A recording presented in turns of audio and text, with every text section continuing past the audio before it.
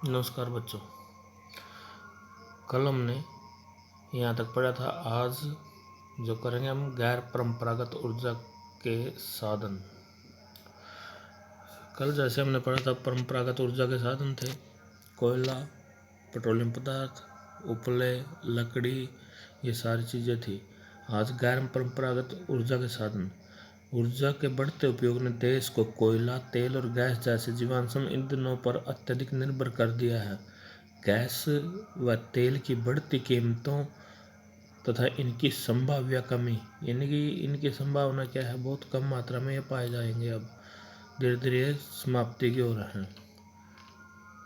ने भविष्य में ऊर्जा आपूर्ति के लिए के प्रति अनिश्चितताएं उत्पन्न कर दी हैं। इसके राष्ट्रीय अर्थव्यवस्था की वृद्धि पर गंभीर प्रभाव पड़ते हैं। इसके अतिरिक्त जीवाश्मी ईंधनों का प्रयोग गंभीर पर्यावरणीय समस्याएं उत्पन्न करता है। अतः नवीकरणीय ऊर्जा के संसाधनों जैसे सौर ऊर्जा, पवन ऊर्जा, ज्वारीय ऊर्जा, जैविक ऊर्जा, अवशिष्ट पदार्थ जनित ऊर्जा का उपयोग की बहुत ज़रूरत है। ये ऊर्जा गैर परंपरागत साधन कहलाते हैं। यानी गैर परंपरागत संसाधन कौन कौन से हैं, ऊर्जा के गैर परंपरागत साधन कौन कौन से हैं?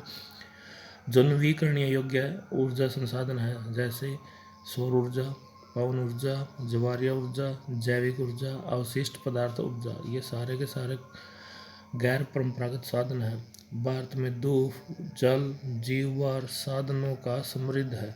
भारत में नवीकरण योग्य संसाधनों के विकास हेतु वृहत कार्यक्रम बनाए गए हैं। यानी कि सौर ऊर्जा और जल ऊर्जा और जीवाश्म साधनों को समृद्ध करने के लिए ज़्यादा से ज़्यादा प्रयोग में लाए गए हैं। उसके बाद है परमाणु तथा आणविक ऊर्जा। परमाणु तथा आणविक ऊर्जा अणुओं की संरचना को बदलने से प्राप्त होती है। जब ऐसा परिवर्तन किया जाता है तो ऊष्मा के रूप में काफ़ी ऊर्जा विमुक्त होती है।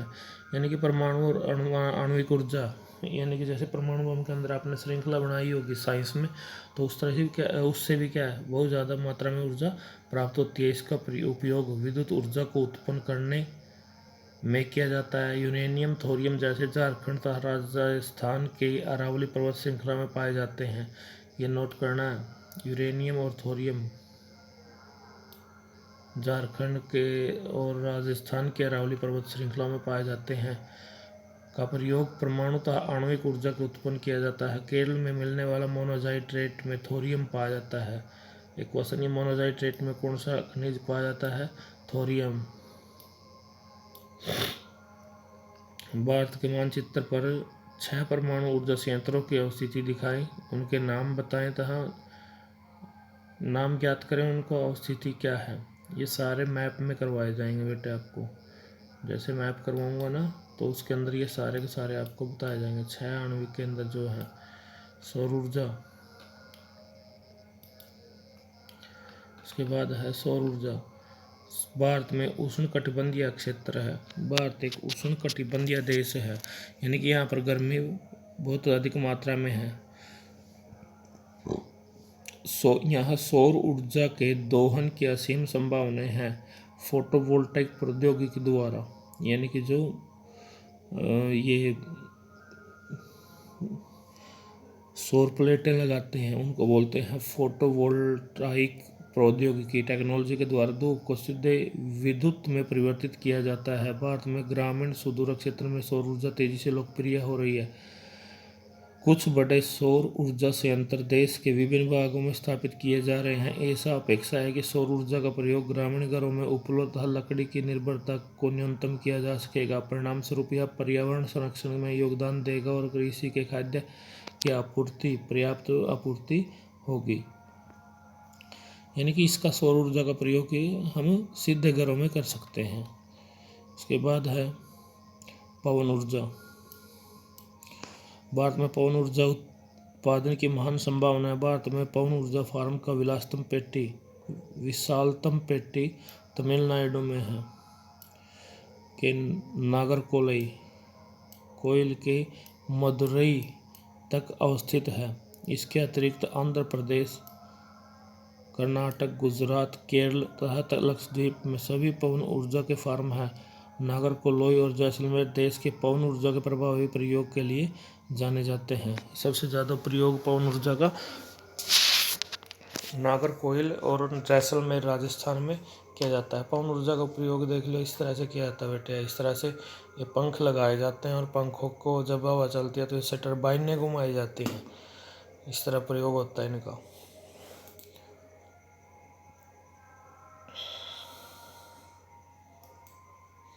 आगे देखो, बायोगैस संयंत्र। बायोगैस क्या है? जो खाद्य अवशिष्ट है, ग्रामीण इलाकों में झाड़ियों और कृषि अपशिष्ट, पशुओं और मानव जनित अवशिष्ट के उपयोग से घरेलू उपयोग हेतु बायोगैस उत्पन्न की जाती है। जैविक पदार्थों के अपघटन से गैस उत्पन्न होती है, उनके गलने सड़ने से। तो ये सारी चीज़ें हैं ना, जैसे कृषि के अवशिष्ट हैं, झाड़ियाँ हैं, पशुओं का अवशिष्ट है, मानव जनित अपशिष्ट है, या रसोई का जो भी कचरा है, उससे क्या है, बायोगैस उत्पन्न की जाती है, जो घरों में प्रयोग खाना बनाने के लिए की जा सकती है। जिसकी तापीय क्षमता मिट्टी के तेल और उपल और चारकोल की अपेक्षा अधिक है।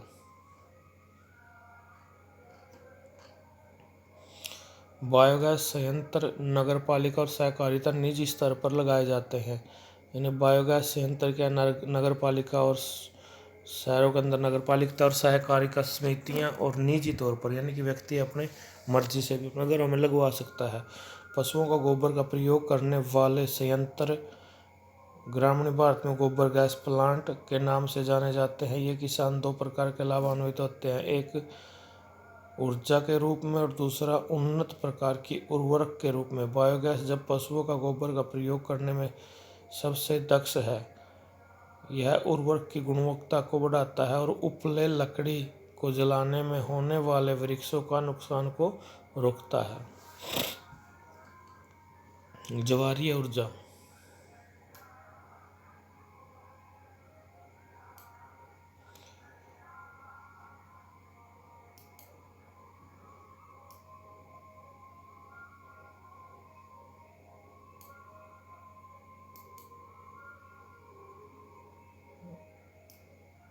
ज्वारीय ऊर्जा महासागरीय तरंगों का प्रयोग विद्युत उत्पन्न करने के लिए किया जा सकता है। संकरी घाटी के आर पार बाढ़ द्वारा बनाकर बांध आर पार बाढ़ द्वारा बनाकर बांध बनाए जाते हैं। उच्च ज्वार इस संकरी खाड़ीनुमा प्रवेश द्वार में अपने भीतरी पानी भर जाता है, जिसके और द्वार बंद होने पर बांध में ही रह जाता है। बाढ़ द्वार के बाहर ज्वार उतरने पर बांध के पानी को इसी रास्ते पाइप द्वारा समुद्र की तरफ बहाया जाता है, जो ऊर्जा उत्पादक टरबाइन की ओर ले जाता है। भारत में खंबात की खाड़ी और कच्छ के खाड़ी तथा पश्चिमी तट पर गुजरात में तथा पश्चिमी बंगाल में सुंदरवन के क्षेत्र में गंगा डेल्टा ज्वारीय ऊर्जा का उत्पन्न करने की आदर्श उपस्थिति है। भूतापीय ऊर्जा।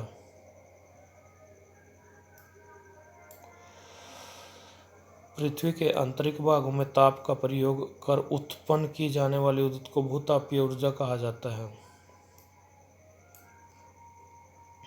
भूतापीय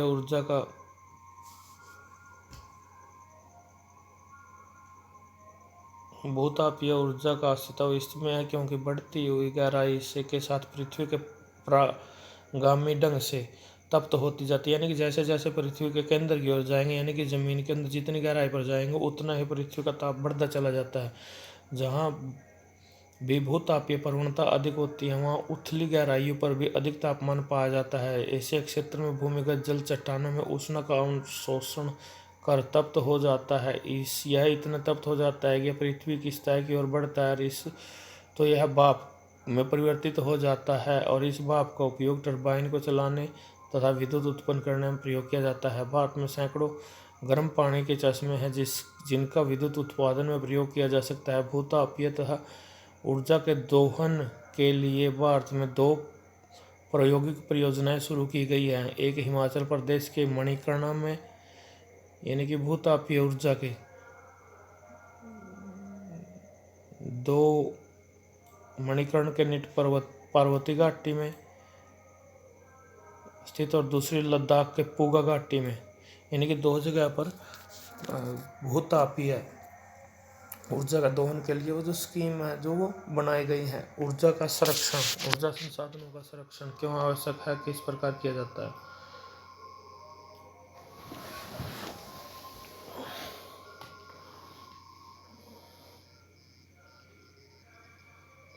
आर्थिक विकास के लिए ऊर्जा का आधारभूत आवश्यकता है। भारतीय राष्ट्रीय अर्थव्यवस्था के लिए प्रत्येक सेक्टर, कृषि उद्योग के लिए, परिवहन के लिए, वाणिज्य और घरेलू आवश्यकताओं की पूर्ति के लिए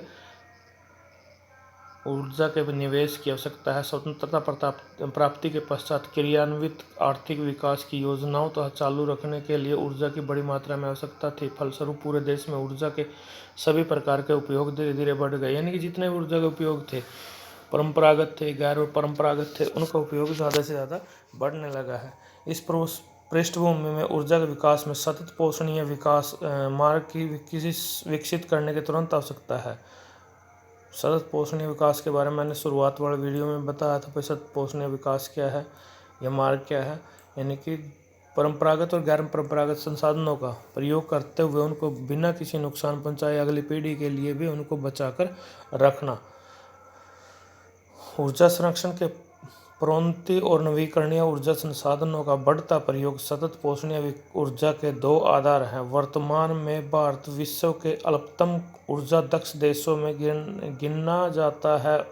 हमें ऊर्जा के सीमित संसाधनों का न्यायसंगत उपयोग के लिए सावधानीपूर्वक उपागम अपनाना होगा। उदाहरणार्थ, एक जागरूक नागरिक के रूप में हम यातायात के निजी वाहन की अपेक्षा सार्वजनिक वाहन का प्रयोग करके, जब प्रयोग न हो तो हमें बिजली बंद करके विद्युत बचत करने का उपकरणों का प्रयोग और गैर परंपरागत ऊर्जा संसाधनों को हम अपना छोटा योगदान दे सकते हैं।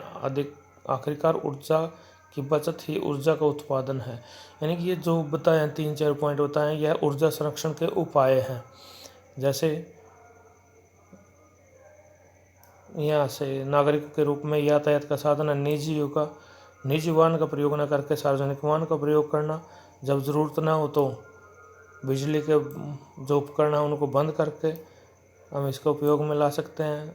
और सबसे लास्ट लाइन जो बोल लिया, ऊर्जा की बचत ही ऊर्जा का उत्पादन है, ये लाइन है, ये कंप्लीट आपका लेसन। अब आगे जो अभ्यास के क्वेश्चन है वो देख लेना, ये वाले। उसके बाद ये 30 शब्दों में 2 से 3 नंबर के, खनिज क्या है, अग्नि और कायांतरित चट्टानों के खनिजों का निर्माण कैसे होते हैं, हमें खनिजों का संरक्षण क्यों आवश्यकता है, भारत में कोयला का वितरण का वर्णन कीजिए, भारत में सौर ऊर्जा का भविष्य क्यों उज्ज्वल है। ये सारे, ये आपका 5th lesson complete. Thank you.